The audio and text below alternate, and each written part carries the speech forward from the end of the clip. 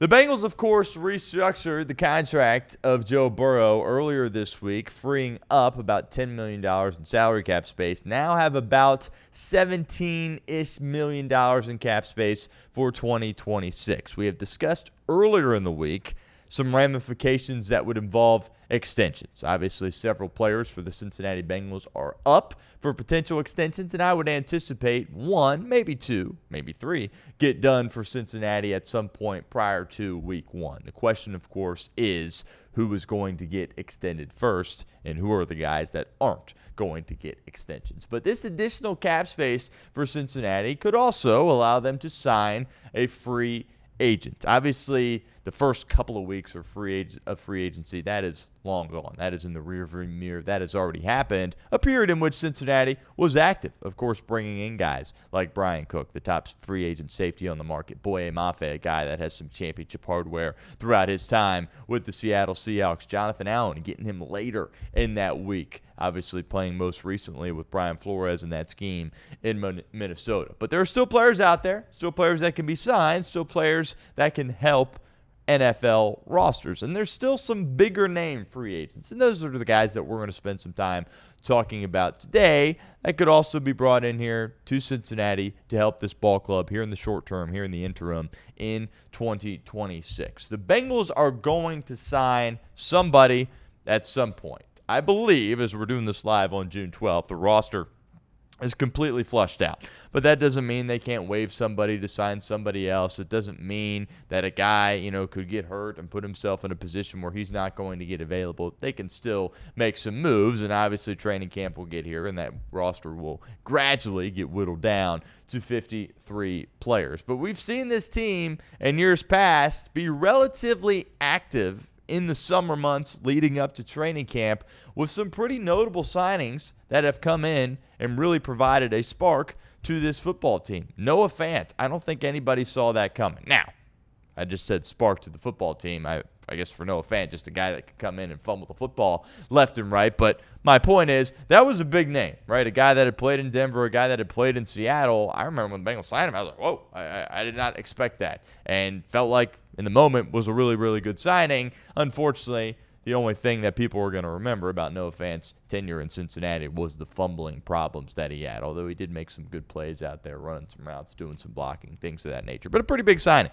Dalton Risner was even later in the game, and that was a guy that had to come in immediately when Lucas Patrick got hurt last year, week 1, against Cleveland, and played a good portion of the year, and a guy that everybody kind of fell in love with as a fan base, and a guy that everybody was banging the table saying, hey, yo, we need Dalton Risner to come back. We need him to be the starting right guard again for the Cincinnati Bengals in 2026. So there are guys out there that could come in and make an impact and be really important players for this team here in 2026. ESPN came up with a list yesterday over on ESPN.com with the top 15 remaining free agents. Not going to talk about all of them, but there are a few players that I want to roll through that Cincinnati could potentially be interested in, and now it becomes realistic that they could sign one of these guys after Joe Burrow's restructure and the additional $10 million in cap space. We will talk about that in a second, but do need to give a shout out to our good friends over at Richter and Phillips Jewelers.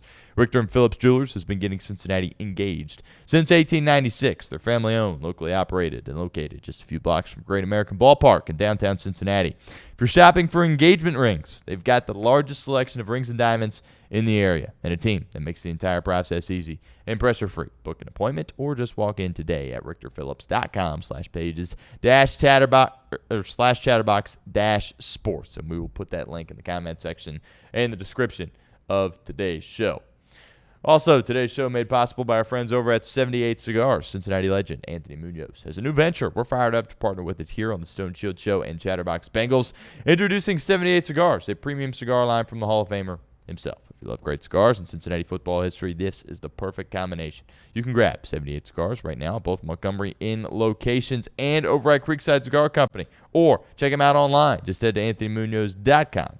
Click on the 78 Cigars page to learn more and order today. That's 78 Cigars, from the greatest offensive lineman to ever do it, Anthony Munoz. All right, first up, a guy that people here in the Cincinnati area and certainly Ohio State Buckeye fans know a lot about. That, of course, is Joey Bosa. The big thing with Joey Bosa, of course, has been his availability, but we have seen that improve over the course of the past couple of years and certainly last year in Buffalo as well. Bosa, of course, no spring chicken. Newsflash, nobody on this list is going to be a spring chicken, but he is 31 years of age. He has played in at least 14 games over the past 2 seasons after injuries limited him to a total of 13 games from 2022 to 2023. Averaged 36.3 snaps per game for Buffalo, had 5 sacks, 5 forced fumbles as well, and 42 pressures. This has been a popular guy amongst the fan base, right? Because clearly Joe Burrow has the connection with the Bosa family, hanging out with Joey and Nick in off seasons, working out together. The Ohio State-Ohio connection that I mentioned. It was interesting with Joey Bosa because I thought, the off season was going to roll around. I thought one-way ticket to San Francisco. He wants to get out to the West Coast, team up with his brother, play together. That'd be something that obviously they would remember for the rest of their lives. And from a John Lynch, San Francisco 49er perspective, I wouldn't be opposed to having 2 Bosas on my defensive line. But for whatever reason, that did not materialize. The 49ers kind of went in a different direction. And Joey Bosa, as we're sitting here live on June 12th, is still available. You can never have too many edge rushers. You can never have too many guys that can get after the passer. And I understand Cincinnati did a nice job looking all across their defensive line, of course, from an interior perspective with Jonathan Allen and Dexter Lawrence, but also an edge perspective as well. Bringing in a guy like Boye Mafe, right? You're hoping Shamar Stewart can take another step in the right direction. Obviously, Myles Murphy got his fifth-year option declined, but he's still going to be here. By the way, an extension candidate still for Cincinnati, and you're looking for him to do a lot there as well. But if there is an opportunity that presents itself to land a player in Joey Bosa to come here on a 1-year deal to add to that room, I absolutely am looking to do it. When you talk about edge rushers at this stage of the game that you will sign, you're going to get situational guys that are brought in on passing downs to get after the quarterback. That is what Joey Bosa does. And that 5 forced fumble number is really, really intriguing. That's what he did last year, right? Joey Bosa isn't the same guy that was wreaking havoc all over the place playing out in Los Angeles with the Chargers. But if you're still going to impact the game that significantly with those 5 sacks, with those 5 forced fumbles and those 42 pressures, that's something that obviously could benefit Cincinnati defensively. You should never be thinking, we got too many guys on the defensive line. Right? We got too many edge rushers. We're good. If you're Joey Bosa, I don't think it's about the money for him at this stage of his career. Could be wrong. He's made some great money, made it out in Los Angeles, but I think his signing last year with Buffalo tells you everything you need to know. Bosa's looking for some jewelry. Bosa's looking to go get a Super Bowl ring. And what better spot to do it here in Cincinnati with the offseason, of course, that they've had? His buddy Joe Burrow, best player in the league, playing quarterback, a great receiving core offensively, good chemistry, as we'll talk about. Zach Taylor discussed with Rich Eisen later on in the show. I would have a lot of interest in bringing in Joey Bosa. And candidly, I think he would have interest in coming here and being a Cincinnati Bengal. Kevin Zeitler, also another guy that is still available. Kevin Zeitler is interesting because his time here in Cincinnati was interesting. Was drafted, I can't tell you exactly, 2012-ish, somewhere around there for the Bengals. First round, played out his rookie contract, played under the 5th-year option as well, played really good football for Cincinnati. But that was the point, the early 2010s to mid-2010s, around like 2015, 2016, 2017, where the Bengals were the prototypical Bengals that the people nationally talk about them even now. And what I mean by that is really, really cheap, right? Letting good players walk out of the building, trying to always get a bargain with their contracts and continuously getting in disputes between them as an organization, the players that work for them, the agents that represent those players, struggling to get fans in the seats, and really just being a laughingstock in the National Football League. And ultimately, Kevin Zeitler left for a divisional opponent, and not just a divisional opponent, but an in-state opponent as well in the Cleveland Browns, and was paid the highest paid guard salary in the National Football League at that time. I think it was around 2017-ish, somewhere in there, but Cleveland said, yeah, we'll make you the highest paid guard in the National Football League. And he's had a really good career ever since that moment. Had it here in Cincinnati, starting out from a rookie contract perspective, went to Cleveland, had some success in Baltimore, had some success in Detroit, was in Tennessee last year, and the numbers fell off a little bit for Zeitler. He is 36 years of age, which from an offensive line perspective can still be playing high-quality offensive line, particularly at an interior perspective at that age of his career, but his pass block win rate dropped to 92.4% this past season in Tennessee, the lowest it has been for Kevin Zeitler since 2020. Now, a lot of factors. Obviously, he's getting older, not younger. Cam Ward holding on to the ball, rookie quarterback, just not a great operation there in Tennessee, right? A lot of turmoil that he had to navigate through. Shoot, Brian Callahan was their head coach, and he got fired relatively early on in the season. Just wasn't a good operation at all in Tennessee. Maybe that's what contributed to the lack of, production from a pass blocking perspective for Kevin Zeitler, and also the fact that he certainly has gotten older as well. But if I'm the Cincinnati Bengals, that stat does concern me a little bit. I've been on this for a while. I'm not an offensive line guru, all right? I'm not out there understanding all the stuff that Scott Peters is trying to relay to his guys. First thing I look at for these offensive linemen here in Cincinnati is how are they as far as pass blocking? How are they protecting the quarterback? That's really all I'm looking for when I look at these these offensive linemen. And Zeitler last year, that number is concerning. And, of course, Kevin Zeitler, is he interested in coming in and not being given a starting job? As time goes on, it might get a little bit more difficult for him to land a starting job. Is he going to want to continue to play football? Could he step away? I think that very much is still in the cards as well. But something I also have talked about along the offensive line is you can never have too many offensive linemen. Works that way in the trenches. We were just talking about it from an edge perspective and a defensive tackle perspective, but it also works along the offensive line. You can never have too many offensive linemen. I think we all sit there and we look at the 5 that we hope Cincinnati's going to roll out in week 1 if everybody stays healthy, and we all get excited about it because they were playing the best offensive line, the best football that we've ever seen an offensive line play in Joe Burrow's tenure, that last stretch in 2025, despite the fact that obviously they were going nowhere as far as potentially getting into the playoffs. They play really good football, but one little, ankle sprain for Amarius Mims, oh shoot, he's out 4 to 6 weeks. Next thing you know, you got problems. You got serious problems. Oh, Dylan Fairchild, he regresses. Dylan Fairchild, he sprains his knee. He's out for a couple weeks. What are you doing there from a depth perspective? And obviously Kevin Zeitler will be a guy that you would feel good about coming in. The question is, what number are you going to get him for? He ain't going to be cheap. And would he want to come back to Cincinnati? I'm sure there's some frustration with how things ended in Cincinnati, right? I mean, he's playing good football here, and they didn't pay him, right? And it's like, well, I guess I'll go to Cleveland and get the money because they're willing to pay me.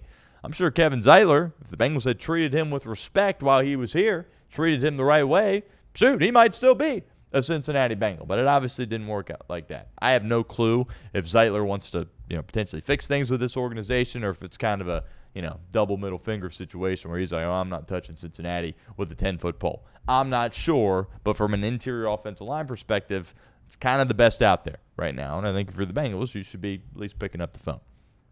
Cam Jordan, also available, 37 years of age, 10.5 sacks last year, which for a guy that was, 36 years old, that's a lot. He's one of those guys, I've talked about this on the show, where you look at Cam Jordan and it's like, he feels like a saint, right? It's kind of hard to picture him in a different uniform, but I think he very well could be signing elsewhere. He has been loyal to the Saints for so long. Obviously, they were paying him a lot of money. Now New Orleans is in a spot where they can compete for that division in the NFC South. Could he ultimately be going back to New Orleans? Possibly. But in a lot of ways, reminds you of Bosa as far as kind of a situational guy.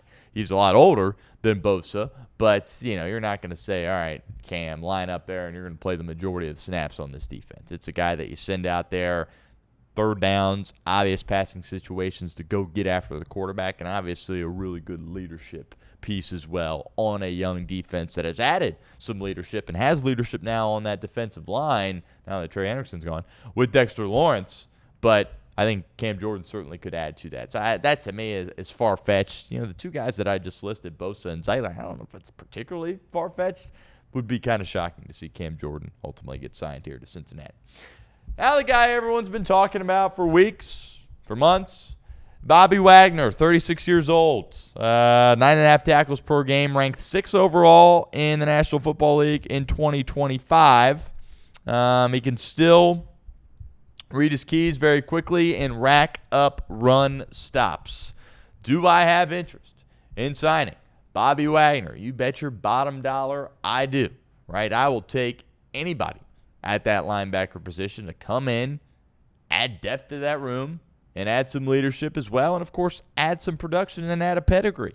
Something Bobby Wagner has. Is he anywhere near the guy that he was in Seattle leading the Legion of Boom? Absolutely not, right? From a coverage perspective, there were some moments when you're watching Washington play, and that defense, by the way, was dreadful last year for the Commanders, where the opposing quarterback is just slicing and dicing them. Dak did this a couple of times, and Bobby Wagner looks lost out there, and he looks slow, and he looks old, right? But against the run, being physical, meet you in the gap, stuff like that, he can still do a really, really good job of. And I think at this stage of his career, that's kind of what he is. And would that help Cincinnati? Absolutely.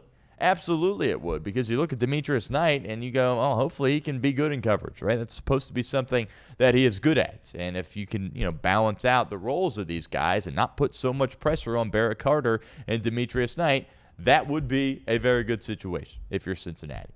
I look at this Bengals roster and that linebacker position, and I go, week 1 against Tampa, those two guys are probably starting, right? That's probably the guys that you're rolling out there. That changes, of course, probably. If you sign Bobby Wagner, you would think he would replace Barrett Carter, but Barrett Carter, of course, would still have a role with this team. You're not going to just find a guy that's going to come in here and save you from a linebacking perspective. It kind of is what it is right now for Cincinnati. But just adding somebody to that room.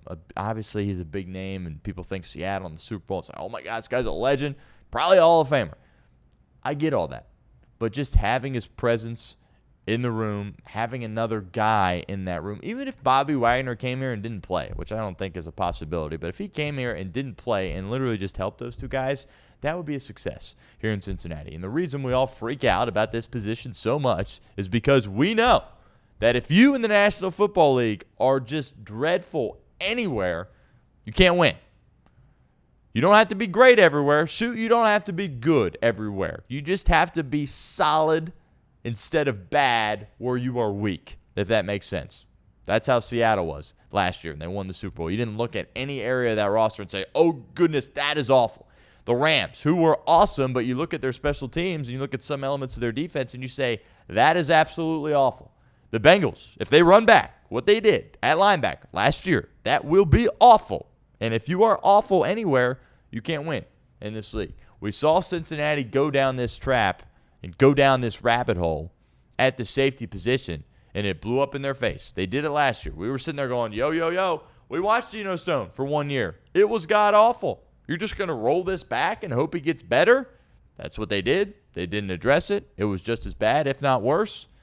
And it caused you, in my opinion, to miss the playoffs. You had to pick one reason. You said there's a lot of reasons, obviously. Joe Burrow's health, certainly a big one. But if you said one reason that Cincinnati missed the playoffs last year, I would say because they were just garbage at the safety position.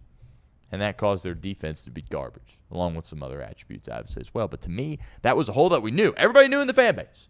I'm sure everybody knew within that building that, oh, we got a problem here. We got a problem here at this position. They opted to neglect it, and it hurt them. They did the same thing here at linebacker this year, or at least have done the same thing to this point. Or are they going to pivot off that?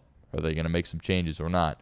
Obviously, we will find out. Bobby Wagner is a linebacker guy. Free agent is a top name, obviously, a lot of Bengals fans are talking about. Mekhi Becton, 27 years of age. The Chargers released Becton after just one season in Los Angeles. He played subpar football in 2025, former first-rounder, has the size and physical tools to overwhelm defenders in the right system. Mekhi Becton is kind of a fascinating player. You know, when he came into the league, as a tackle, and he was an early draft pick and was supposed to be really, really good. And you're looking at him, he's like, this guy is garbage, right? Then he goes to Philadelphia, the right fit, good organization. Howie Roseman sees value. They bump him inside the guard. Next thing you know, he's out there starting. Next thing you know, he's out there starting in the Super Bowl and playing good football for Philadelphia, and ultimately got himself a big contract in Los Angeles, played like crap, got cut. This is a guy that is younger, right? But to me, I feel like he is too risky right? I don't know if Mekhi Becton is just going to be kind of a one-and-done type of guy, and there's still people, especially after the good year that he had in Philadelphia, that would be willing to really give him a shot. To come in as a rotational guy, yeah, it could provide some value for you, but, in a lot of ways, I look at Mekhi Becton and I just say, yeah, he's a bust. He kind of found himself in a fortunate situation there in Philadelphia where he had some success, but Mekhi Becton's not a guy really getting me fired up that Cincinnati should go out there and sign. And the last guy here on this list is also a familiar name, and his name is Jonah Williams, 28 years old. He's played in just 15 games over the past 2 years, so from a durability, availability perspective, that is not good. He's always been stiff, right? Even here in Cincinnati, when I thought he had some really good years, you never watched Jonah Williams and said, oh, wow, look at that. That guy's just an athlete out there. Look at the way he moves, man. He might be 300-plus pounds, but he moves like a gazelle out there. No, it was always like, this guy's stiff as a board, and, it doesn't look like it's particularly hard to get around him. That has gotten even worse throughout his time in Arizona. His pass block win rate throughout his career is 87.9%, which is not great. He definitely would not be a starter for this team. But if you said, oh no, something happened to OBJ, something happened to Amarius Mims, guys that have gotten nicked up in the past, would I rather have Jonah Williams or Cody Ford? The answer to that question is Jonah Williams, without question, over Cody Ford. So interesting to know what he'll sign for. Will there be a potential interest in a reunion for him here in Cincinnati? I don't know. Again, was there bad blood when he left or not? Also don't know. But I think coming back here to Cincinnati, a place that he played some good football at, right? Picked him obviously high in the draft out of Alabama. Maybe there's some interest there. And Jonah Williams, as a backup tackle, is really, really good. Jonah Williams as a starting tackle, obviously, is not. And if a team out there isn't going to sign him as a starter, would I have interest in him as a depth piece for this offensive line? Yes, I would.